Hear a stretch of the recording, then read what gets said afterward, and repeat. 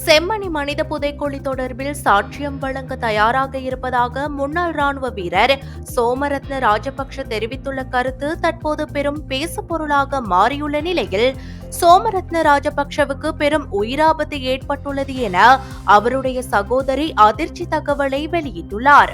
யாழ் செம்மணி மனித புதைக்குழி விவகாரம் தொடர்பில் சர்வதேச விசாரணை ஒன்று முன்னெடுக்கப்படும் பட்சத்தில் அதில் சாட்சியமளிப்பதற்கு தயாராக இருப்பதாக கிருஷாந்தி குமாரசுவாமி படுகொலை வழக்கின் பிரதான குற்றவாளியாக நீதிமன்றத்தினால் தீர்ப்பளிக்கப்பட்ட லான்ஸ் கார்பரல் சோமரத்ன ராஜபக்ஷ தெரிவித்திருப்பதாக குறிப்பிட்டு அவரது மனைவி SC விஜய் விக்ரம ஜனாதிபதி அனுரகுமார திசாநாயக்கவுக்கு கடிதம் ஒன்றை அனுப்பி வைத்திருந்தார்.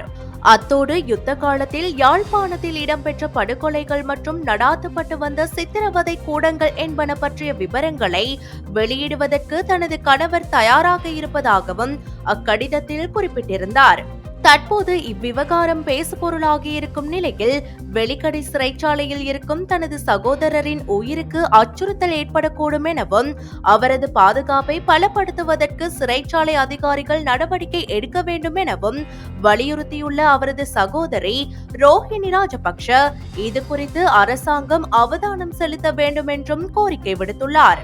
அது மாத்திரமன்றி மரண தண்டனை விதிக்கப்பட்டு 29 வருட காலமாக சிறைவாசம் அனுபவித்து வரும் தனது சகோதரர் சோமரத்ன ராஜபக்ஷவுக்கு கடந்த காலங்களில் சிறைக்கு உள்ளிருந்தும் வெளியே இருந்தும் பல்வேறு அழுத்தங்கள் பிரயோகிக்கப்பட்டதாகவும் அத்தோடு சில சந்தர்ப்பங்களில் அவரது உயிருக்கு அச்சுறுத்தலை ஏற்படுத்தக்கூடிய சம்பவங்கள் இடம்பெற்றதாகவும் அவர் சுட்டிக்காட்டியுள்ளார்.